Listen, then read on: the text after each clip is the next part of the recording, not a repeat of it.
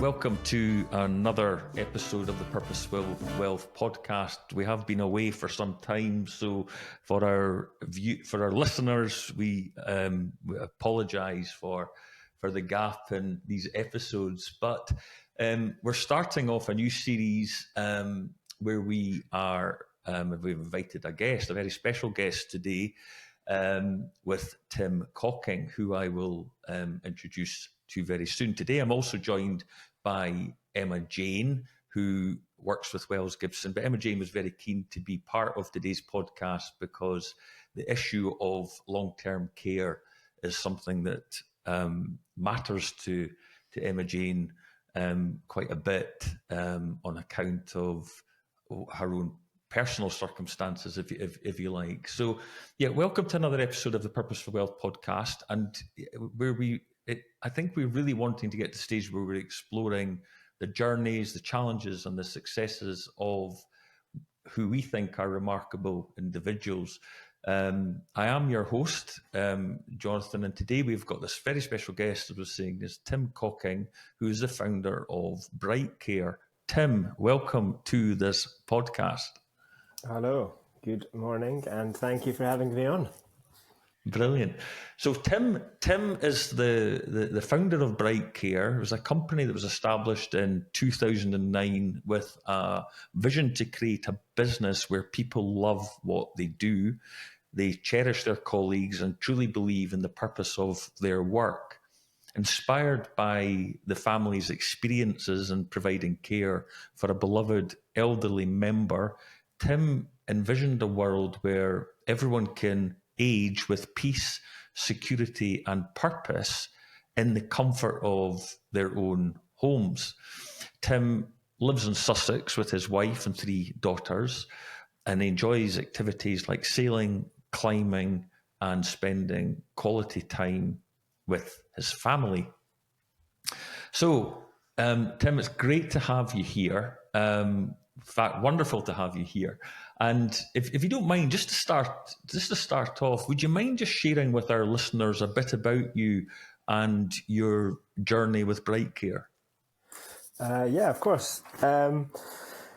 So I actually always wanted to kind of have my own business, right? And that was always the plan. I liked the idea of being in the control of one's own destiny.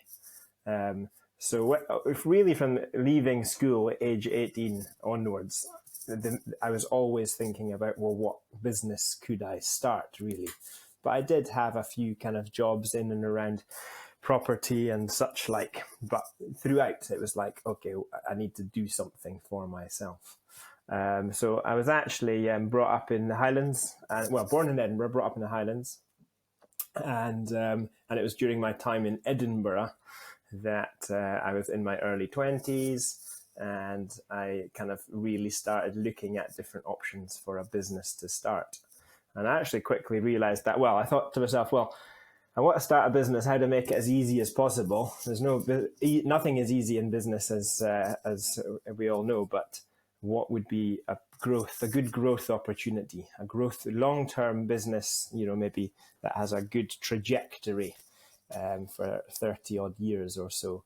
And this idea around elderly care did come up as a real proposition, a real opportunity. So kind of looked into it and kind of got started off the back of that. Now, I was 24 at the time when I started. Yeah, I'm 38 now. Yeah. And are there other companies providing this type of service that you're offering? Yeah, there is. I mean, there's nothing new under the sun, right? There's no such thing as a new business idea or a new product or new proposition. You just got to execute better. So yes. We, what I have observed over the last sort of 10 years is the competition in the market has increased. But what I also realized at the front end is it's often a product or service that people aren't actually that familiar with. So our company delivers care at home, right? Yeah. Which is providing staff into people's elderly customers' own private homes to look after them in whatever practical way is required. Every customer is different on a day-to-day basis, so that they don't have to go into a care home. And the amount of people out there who, everyone knows what a care home is, right? Everyone's heard of care homes and residential care and such like. Yeah, exactly. And I will tell people what I do, and they will still think that I run care homes. So it's like this idea of actually this kind of care in one's own home, where you're happy, where you can keep your independence, where you can be surrounded by your own stuff and your own family and your own friends, away from the kind of institutionalized situation. Yeah. And it's not, I just don't think it's in the kind of public psyche as much as the care home proposition is. And it's absolutely fascinating, because even with all my experience as a financial planner, we when we're creating plans for clients, we tend to think of our clients' lives in three segments when we're creating these financial plans and doing financial forecasting. And what we'll tend to do is we'll think of clients will have their savings years, and then they have what we call their spending years, and then we tend to think of later life years.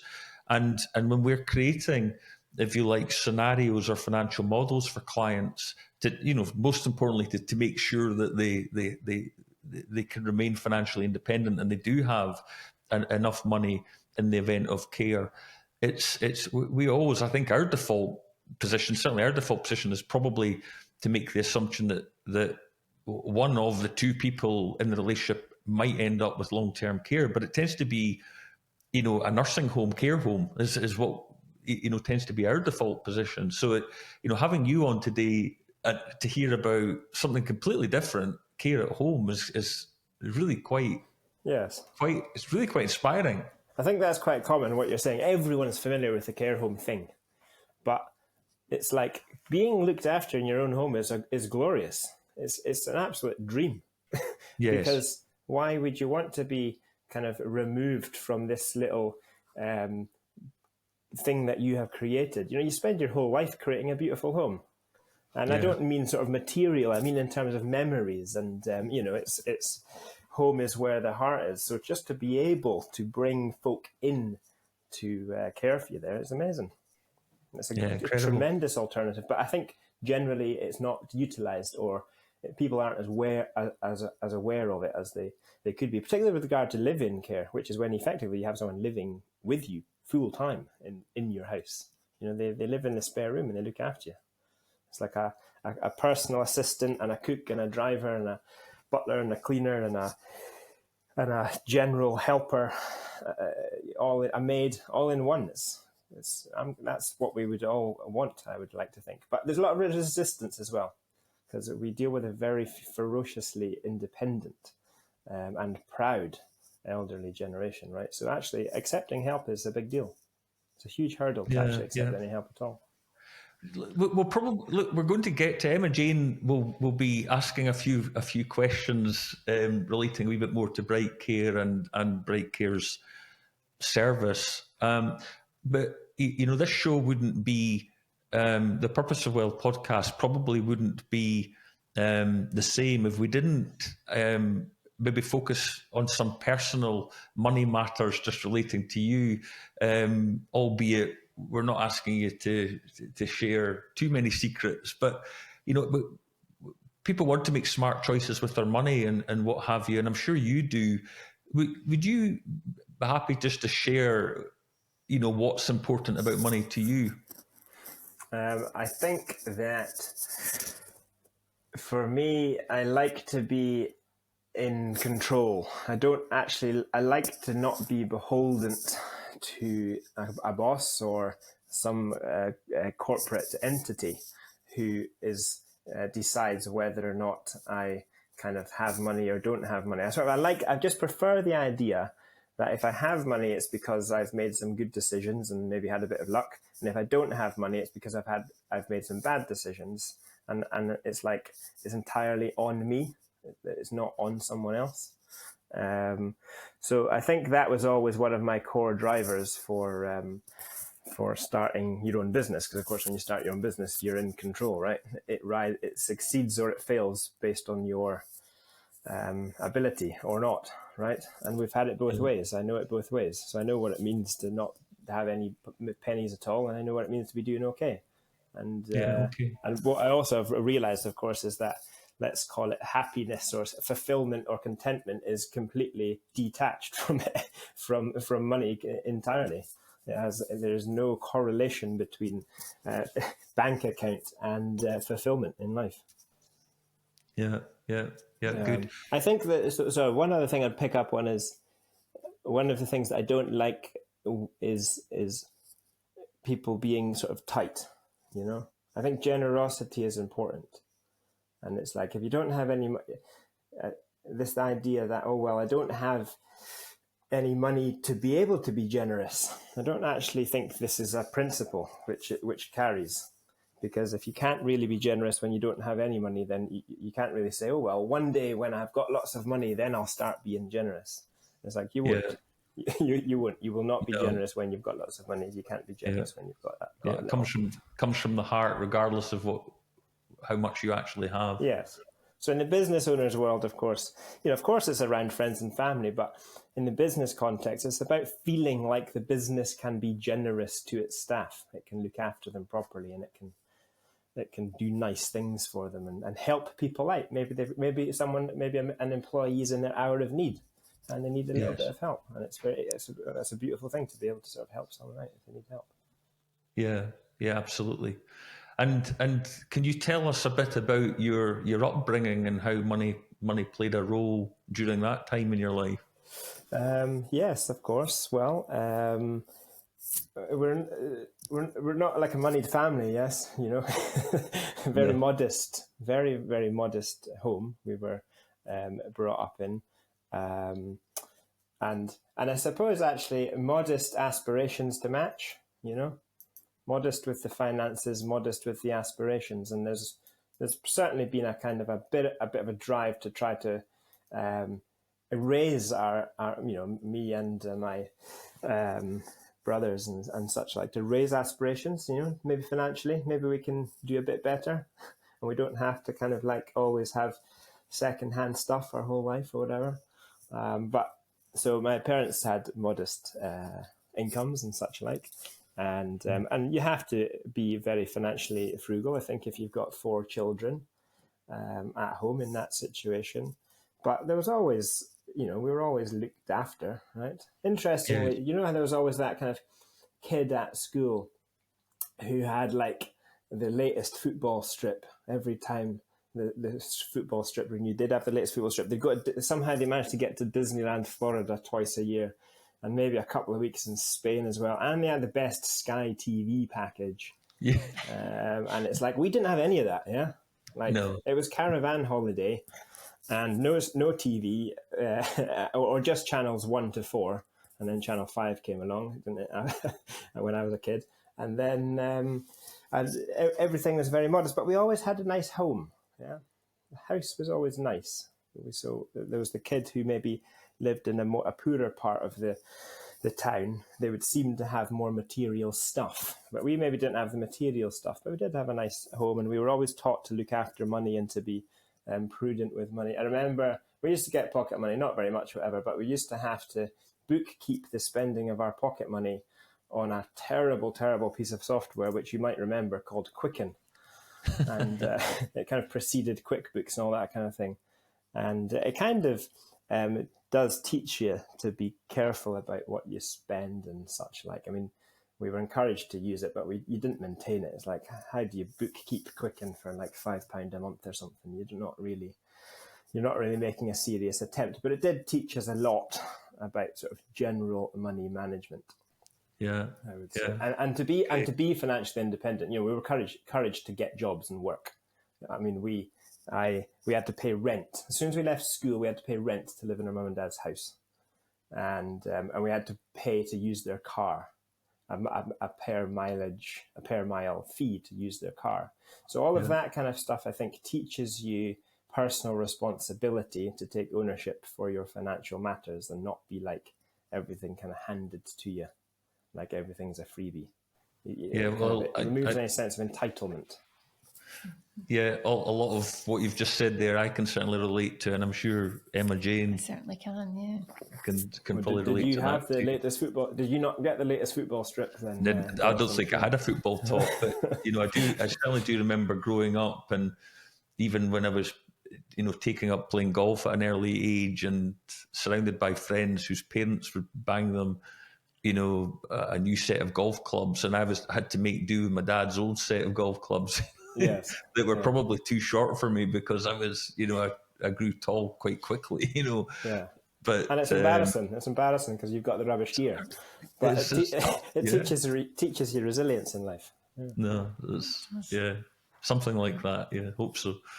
It's even now I'm thinking about my own daughters, and trying to get them to take ownership for things like, I'm not paying for your mobile phone now. You need to be, Yes. But that's sometimes a difficult, can be a bit of a battle actually. 3 daughters, and it's not easy.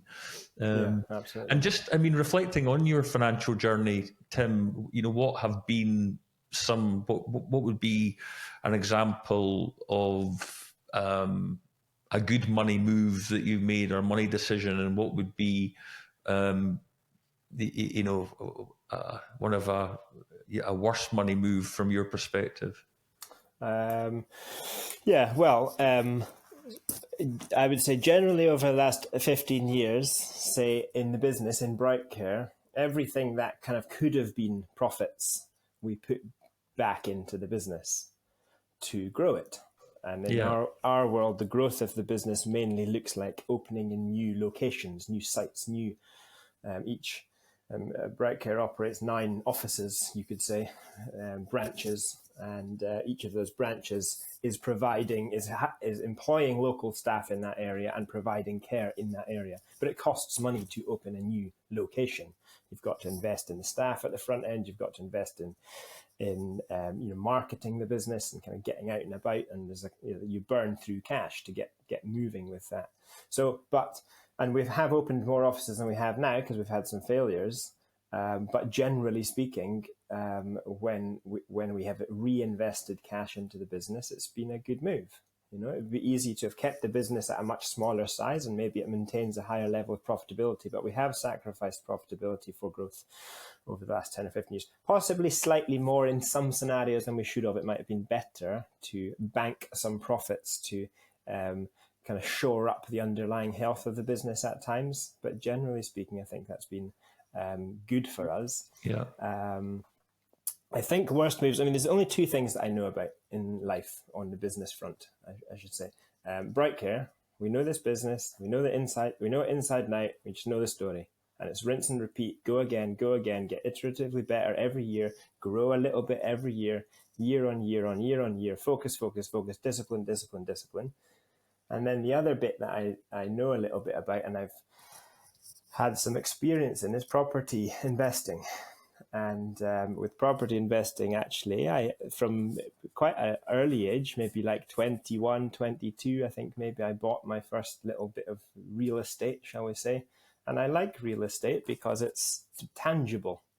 I've never been into the sort of the cryptocurrency and the stocks and shares and stuff because it's like, what is it? So it all felt a bit kind of fairy tale-esque to me. But, if you buy a property, it's a real thing. You can go and see it and you can fix it if it breaks, and you can rent it out and such like. So I have done some invested gradually in property over the years. And that's always, I felt, been like, property is not a nothing's a get rich quick scheme. If you come across a get rich quick scheme, then it's a scam, basically. But I have generally found that I've been pleased with the sort of the property decisions. But I process the world in decades, not in years. It's like building a business, think of it for what you might achieve in 20, 30, 40, 50 years, not in 2 or 3 or 4 years. Nothing can be achieved in that space of time. And property is the same. If you go into a property thinking, I'm going to buy this house and in a couple of years' time, I'm going to sell it, I'm going to make a fortune. It's like, you're not. But if you hold on to it for 50 years, it'll probably turn out to be a good investment. So it's a very long game. Very, very long game mindset that I take toward business and property. But I have invested in a couple of duff properties, which will be, let's say, they'll take a very, very, very, very long game to come good. Where you just end up maybe sort of emotional decisions where you think, oh, that'd be a lovely place, and it costs so much to refurbish it, and it's much more than you thought, and it kind of you start finding yourself throwing good money after bad, and it just gobbles the money like mad, and you think, oh, should we abandon and just pull out and cut our losses, or should we kind of get the thing over the line? And but the mistake made, there's one particular property that I'm thinking of where it just really just gobbled up cash like mad, unexpectedly. Really? But the mistake was it was purchased with heart, not head. And I think that with investing stuff, it's like a game of poker. You've got to play 1 in 13 hands, they say. So if you've got a moderately good hand, you should never play it. But of course, a lot of people do play a moderately good hand because they want the adrenaline of being in the game. They want the excitement of being part of the action. Yeah. Whereas actually, if you're happy to sit on the sideline in a game of poker and only play if you've got 2 aces, then you'll probably win the game every time, unless you're playing with like hyper pros. So it was a lack of discipline and a lack of focus, I think, which led to some cash, hundreds of thousands of pounds just being sort of frittered away on bad property decisions. Do you think when I asked you the earlier question about what's important about money to you, and you talked about control, and do you think that that's what's influencing the property decision? The fact that you have control? Yes, I think so. I definitely. So, I mean, there's something about it where it's you have control over the investment. You're holding it yourself. It's different, I suppose, to giving your money to someone else and asking them to invest it. But interestingly, I actually had no problem with losing all my money, losing everything. It'd be a bit annoying, but I have no problem with it as long as it was my mistake, as long as it was my error and my poor decision making or my lack of discipline.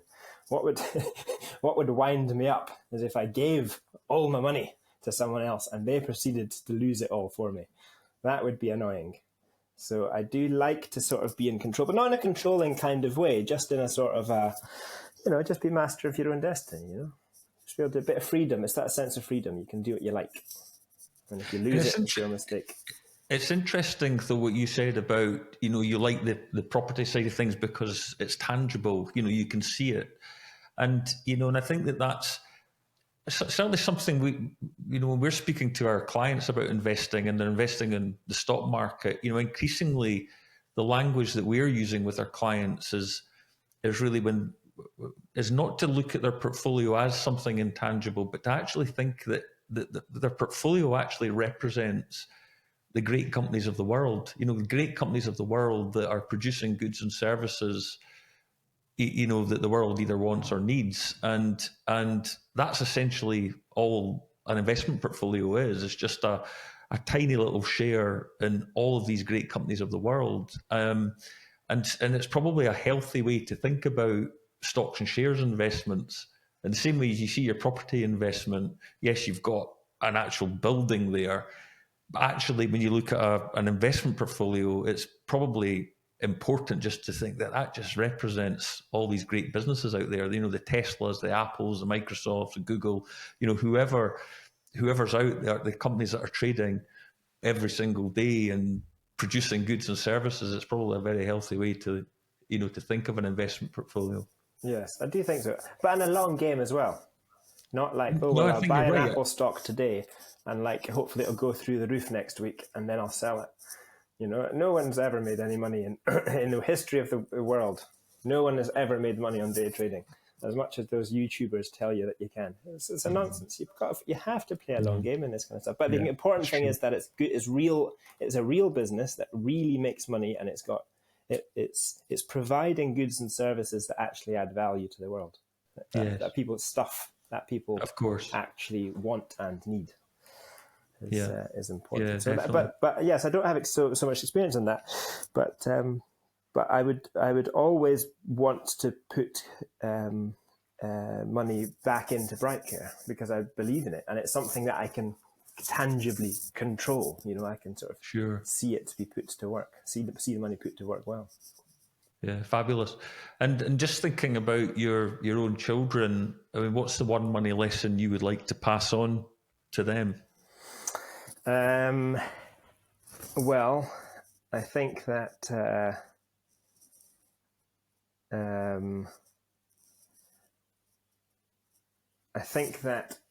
on the matter of debt, I think the young people can be very, I mean, I'm quite young, I'm 38, but there's an impatience. Everyone wants everything today, and they want like instant results, right? Yeah. And they see people on the internet, maybe making lots of money because they're an influencer or something, and it's like no one really knows where this money's coming from or how they're making it or whatever. And I think there is it's tremendously easy to get yourself into debt. So easy. And I don't really think there's any good debt, but there is better debt and there's worse debt. And I think I would encourage my children to retain their debt for the positive things that I view as positive things, like home ownership. Yes. Buy a house or flat as soon as you can. Don't care if you're 18. Save up your pennies and let's get a little flat and get yourself on that property ladder. Doesn't need to be anything grand. And stay away from the car payments and the mobile phone contracts and this kind of thing. It's just not necessary. It's kind of like save the debt for long-term appreciating assets. And anything that you want to buy, which is effectively a depreciating nice to have, then you can save your money for it and buy it in cash. Yeah. Payments, people get saddled with payments. Their entire income just goes on payments, and the only winners there are the banks, the lenders, the money men. Very, very sensible. It's very wise. It's certainly a term we often use is don't allow debt to choke your financial future. Yes. No, I think that's very, very. I think the one money lesson I've said to my daughters is back to the world of investing is I often say to them the best time to invest was 30 years ago. The second best time to invest is today. Yes. Yes. Take a long term view. No, it's been great. Listen, thank you so much for your openness. It's lovely to have a guest on who's happy to talk, about what matters to them. Now I know that EJ's just dying to speak with you, and she's been sitting here patiently and very quiet. It's the quietest I've ever actually heard Imogen, to be fair.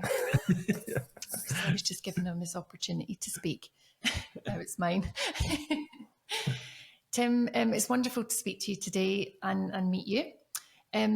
I deeply resonate with Brightcare's vision, as Jonathan mentioned, especially as I've had to consider similar arrangements for my dad's later life care, and his wishes to remain at home. Yeah. So I do appreciate some of the challenges it poses and the important questions that need to be asked when looking for that care, obviously. Can you share more about Brightcare's values and how you ensure consistency and robust care arrangements to support families like mine? Yes. Well, I mean, Brightcare operates as a people product, right? It's humans. It's built fundamentally on human relationships. Like, yes, you have to have brilliant back end, really efficient systems and all that.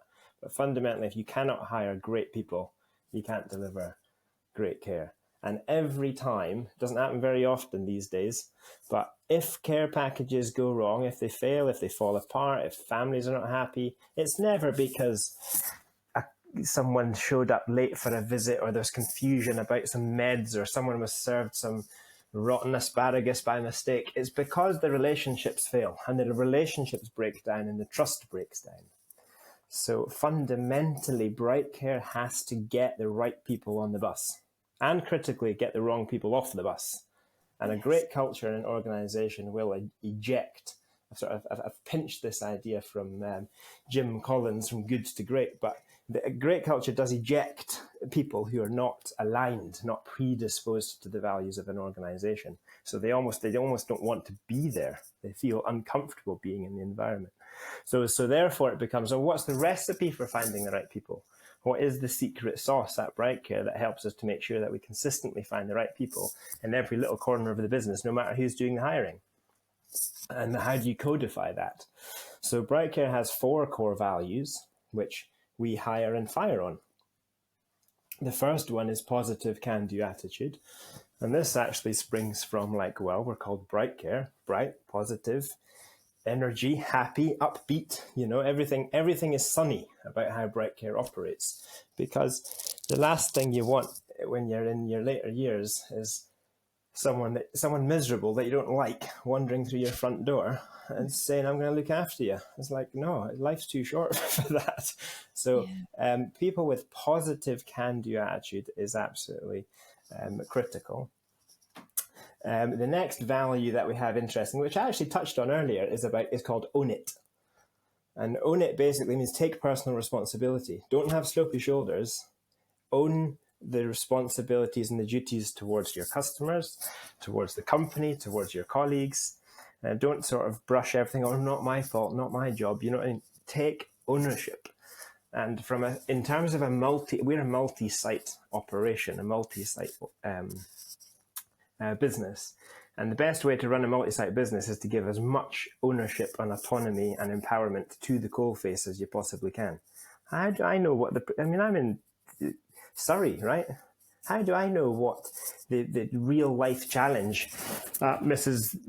Jones's house in Broughty Ferry is this morning? I don't know the answer to that, But the people that are there on the ground, they can sort that problem. They can get that figured out.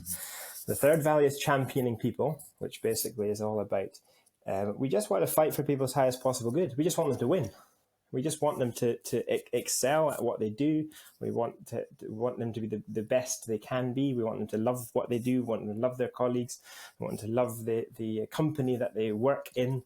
And if that requires a crucial conversation every now and again to keep that kind of on the straight and narrow, then we'll do that. And then the fourth one is one team. And actually, if people ever can't remember, what are the 4 values of Brightcare? I can't remember. If you just remember one team, then the rest actually fall under that, because if you're not a team player, you will stand out like a sore thumb in Brightcare. The fundamental principle of team playing effectively is, it's amazing what can be achieved if no one cares who gets the credit. It's for the team, and all the branches work united. While for independent individual branches, they work united as one kind of forward orientated, team focused operation. And it's very, very powerful how everyone's got everyone else's backs in the company. So if you get all that stuff right, you get great people. If you get great people, you get great care gets delivered at the coalface. Yeah, well, it certainly shows from your outstanding care inspectorate reviews, that's for sure. Yes. And what's your staff count, Tim? About 300 or thereabouts. Yeah. Is that right? Goodness. Yes. Yeah. But the key hire for us, and actually the choke point for growing the business, isn't so much the coalface frontline care staff. It's finding great managers. It's finding great leaders. Because if you get the great leaders in place at the branches, they hire great staff, and they keep great staff, and everyone's happy.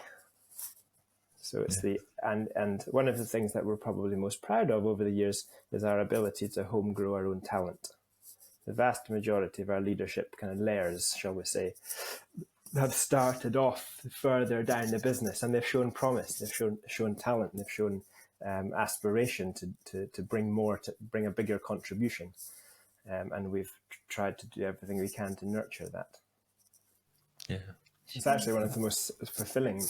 It's very fulfilling, obviously, to get an email or phone call from a customer to say, or an online review to say how fantastic it's been and how much it's changed someone's life. But it's also tremendously fulfilling to see staff grow in their confidence and their contribution to the company, and take on more responsibility. and deliver it really well and build a great team. Yeah, fantastic. And there's probably in what you're describing. I mean, there's really, as long as there's an aging population, I mean, this business could just grow and grow and grow. Yeah, it could. It could do. Yes. I mean, I think that there's challenges in the marketplace. Yeah. I mean, recruitment has historically been a challenge. I think it'll always be a challenge. It's like that because it's such a people-heavy business.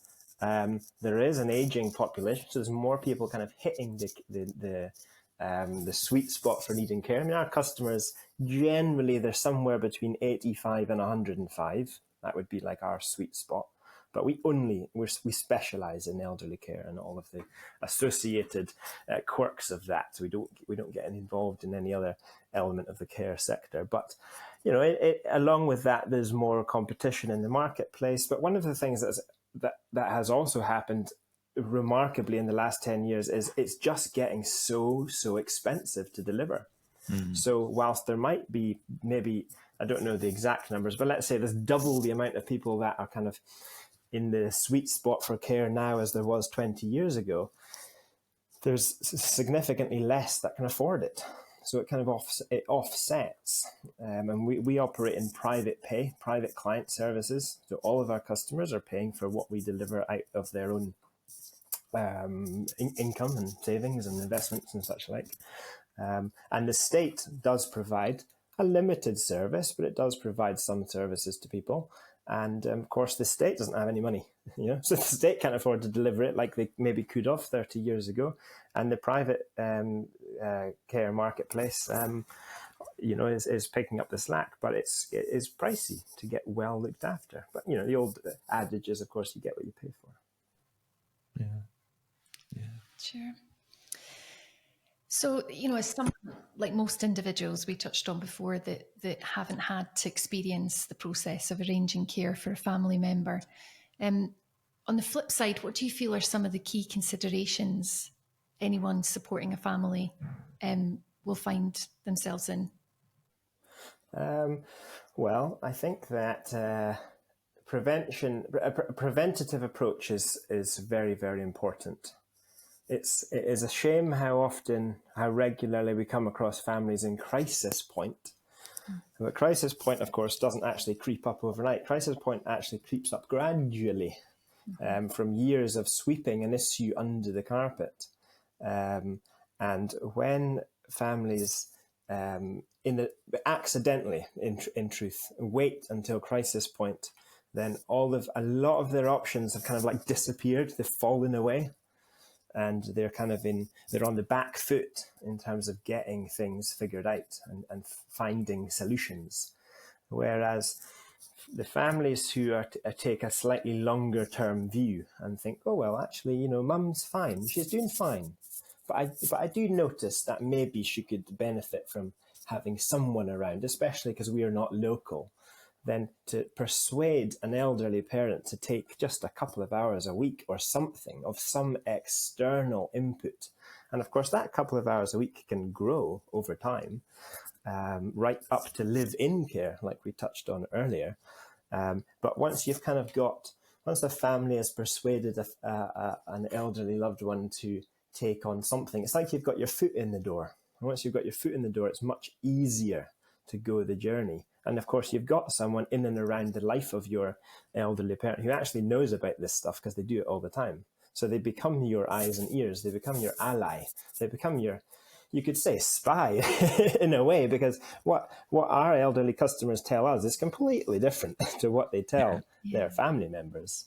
And you can understand that, but it can be a hurdle to accept care. So there's definitely a sales.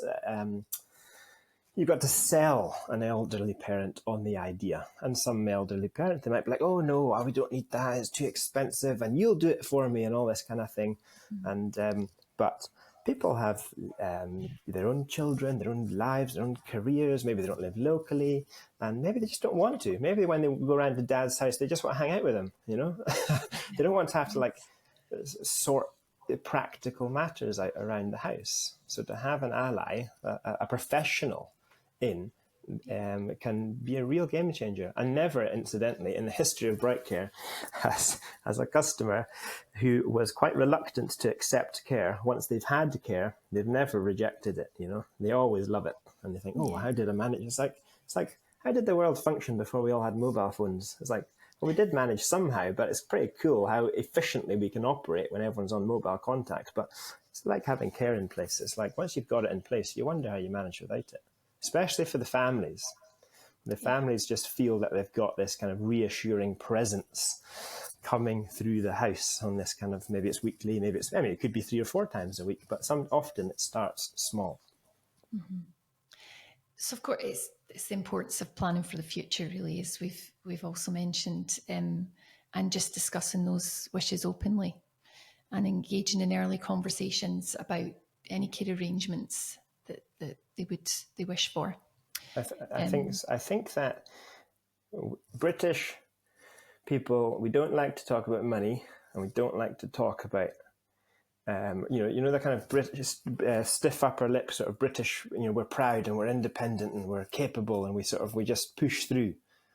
And you particularly see that in the elderly generation, which is a tremendous attribute. It's an asset of the British psyche, but it's also a tremendous liability. So I do think that honest and sometimes willingness to lean into a difficult, honest conversation with a loved one is vital. Yeah. Sure. Well, you've got some fabulous blogs on your website, which I found very useful. So we'd be delighted to share them with this as well. Happy to share the links. Yeah, this is a very prevalent matter. I mean, the whole idea of providing for care and having that dignity in the future is just so important. And Tim, just from my perspective, and not to mention for the Emma Jane and anyone that's tuning in to the Purposeful Wealth podcast, how do the costs compare to a nursing home? So to give you and give listeners some indications, right? Because I think sometimes it's something we don't really know about, in the same way that we might not know. We're used to getting so many private health-related services for free, I think, through the NHS. We don't actually attach any value to them. But care at home is generally delivered at hourly rates. So cheaper than a plumber, but more expensive than a cleaner. You'd probably expect to pay somewhere between £30 and £40 an hour these days, which might seem reasonable enough. £30 or £40 an hour. There's no VAT on care. VAT is zero rated for VAT. But of course that can add up. If someone's got 20 hours a week, then you multiply that by 4. You can see how over the course of a month or so it can add up. Care homes can range in price from probably £1,200–1,300 at the lower end these days, up to sort of 2.5, maybe £3,000 per week. So again, you do generally get what you pay for. So, I mean, a top spending customer in our business could be spending a couple of £1,000 a week on care needs. But equally, we would have customers who just spend £40 or £50 a week on care. But not everybody needs care, of course. We don't all need that. And but it is something that families would be prudent to account for in their financial planning. There's no doubt about it. Yeah, it's certainly quite insightful. Just as EG was talking about with your blogs on the website, and just seeing the availability of this, and the fact that you yourself have built your business up to 300 staff is quite incredible. Mm-hmm. The noise in the background, by the way, is it's just started to hail outside. Oh, goodness me! It's meant to be. We're weekend, near me. Yeah, we've got a bit of sunshine here today, so thankfully it'll stay like that. Yeah, that's great, Tim. Absolutely brilliant. EJ, have you anything else you wanted to ask Tim? Tim's dear father is EJ's father is elderly now and has been needing a lot more care. So I know that's exactly why Emma Jane was keen to join me on today's podcast and to meet with you, Tim. So it's always very helpful. Yes. I did actually liaise with your branch in Stirling. So in Stirling, we have had some good chats. I mean, it was crisis. You know, my dad was very poorly, and we're still not in a great situation to have a firm care plan in place, if that makes sense. Yes. But, you know, it's certainly something to have this conversation today. You know, everybody will find themselves at some point in their life in this situation. As well as a lot of my friends, which I'll probably support. So it's just great to hear the passion from you, and you know, it's about building trust really between the people that are coming in your home and the family, as in myself and my family, my sister. So thank you. It's been really insightful. It is so important. That word trust, that is the watchword. Yeah. You absolutely have to trust that the people, and get to know, build a real meaningful relationship with who you're getting in to provide extra help. And if you don't fundamentally like the people, then it will go nowhere. It just won't work. You have to just like the people, and have a great rapport and trust that they got everyone's best interests at heart, and then it can be glorious. Yeah. It certainly does take a special person to do that role, I have to say. It's, you know, I'm sure with all the values you've discussed, but anyone that's come into my dad's home today has just been amazing. So I really do. I just love what they do. You know, it takes a certain person. Yeah. No, you've got to be very thick-skinned to be in care. And you've got to be very, very patient. And interestingly, you know, it's not sometimes our elderly customers are very, very easy to look after, and the families are hard work to look after. And so the ability for us to kind of manage or function effectively within the entire family unit is critical. It's the relationships. It has to be like a great three-way relationship between family, between the carer, between the office team, for it to, and the client, of course, in the middle of it all, for it to work really, really well. Families can be demanding. Families can sometimes be more demanding than the elderly clients. I'm sure. Yeah. Tim, I'm sure we could speak all day, and I certainly purely from a financial planning perspective, I've just got so many questions I want to ask about everything from cost assessments and process that a client should undertake, and if they ever had an elderly parent, or they thinking about care for a loved one.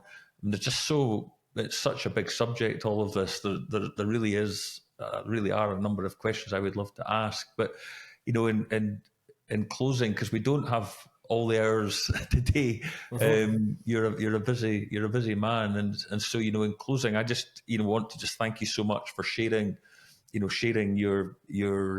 insights and personal journey with us today. It really is. It's really inspiring and lovely to hear that there's somebody out there like you who has really got some clear values and wants to provide a very a service that is truly needed, and to a large extent, and I certainly can't see that stopping anytime soon.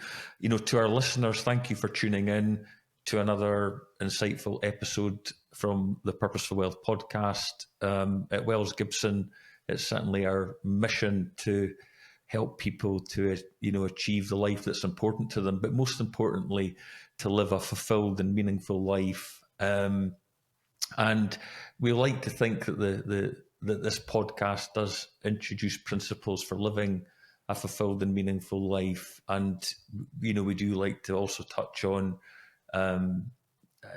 key financial and wealth planning strategies. So hopefully, as the weeks go by, we'll be able to produce more podcasts which our listeners will find interesting. But until next time, please stay focused and hopefully try to live your life with a sense of purpose. Thank you from Emma Jane and myself, and from Tim today, for taking time to listen to the Purposeful Wealth podcast. Thank you. Thank you. Thank you for having me. Thank you for listening to Purposeful Wealth. Please remember to subscribe, review, and come back next week for your next instalment. You can also visit the wellsgibson.uk website for more information on bringing clarity, contentment, and certainty to your financial life.